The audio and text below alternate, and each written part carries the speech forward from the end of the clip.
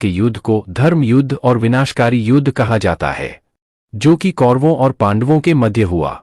कहा जाता है कि कौरवों की महत्वाकांक्षाएं चरम पर पहुंच गई थी। वहीं विदुर जैसा ज्ञान होने के बाद भी राजा धृतराष्ट्र पुत्र मोह में इस कदर डूब गए थे कि उन्हें सही गलत भी नजर नहीं आ रहा था।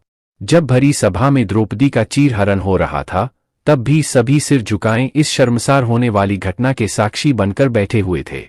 महाभारत के युद्ध में कौरव अधर्म और पांडव धर्म के साथ कुरुक्षेत्र के मैदान में लड़े।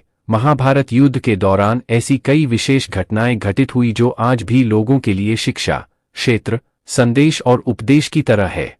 महाभारत युद्ध के मैदान कुरुक्षेत्र से ही गीता उपदेश की उत्पत्ति भी मानी जाती है, जो कि श्री कृष्ण द्वारा अर्जुन को प्राप्त हुआ था। महाभारत का युद्ध पूरे 18 दिनों तक चला था।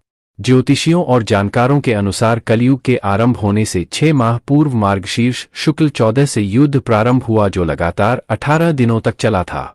महाभारत के अंतिम यानी 18वें दिन भीम दुर्योधन की जंघा पर प्रहार करते हैं, जिससे दुर्योधन की मृत्यु को हो जाती है, और इस प्रकार दुर्योधन की मृत्यु होने से पांडव विजयी हो जाते हैं। जिस रथ पर अर्जुन महाभारत का युद्ध लड़ रहे थे, उसमें श्री कृष्ण, हनुमान जी और शेषनाग भी थे। श्री कृष्ण के कहने पर अर्जुन ने हनुमान जी का आह्वान कर उन्हें रथ के ऊपर पताका, ध्वज के साथ विराजित होने का आग्रह किया, और श्री कृष्ण के कहने पर शेषनाग ने अर्जुन के रथ के पहिए को जकड़े रखा, जिससे कि शक्तिशाली शस्त्रों का भी रथ पर प्रभाव न पड़े। यह सारी व्यवस्था श्री कृष्ण के अर्जुन के लिए की थी, क्योंकि अर्जुन धर्म के लिए लड़ रहे थे। जब युद्ध समाप्त हो गया और पांडव विजयी हो गए, तो अर्जुन ने भगवान कृष्ण से कहा कि आप पहले रथ से उतरिए, फिर मैं उतरूंगा। इस पर श्री कृष्ण बोले, नहीं अर्जुन, पहले तुम उतरो। भगवान की आज्ञा और आदेश मानकर अर्जुन रथ से उतर गए। इसके बाद श्री कृष्ण भी रथ से उतर गए।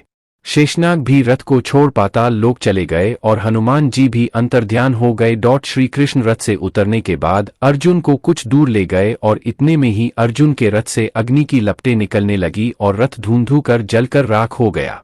अर्जुन ने आश्चर्य होकर श्री कृष्ण से पूछा, भगवान यह क्या हुआ? कृष्ण बोले, हे अर्जुन, यह रथ तो भीष्म पितामह, द्रोणाचार्य और कर्ण के दिव्यास्त्रों के वार से बहुत पहले ही जल चुका था। क्योंकि पताका लिए हनुमान जी और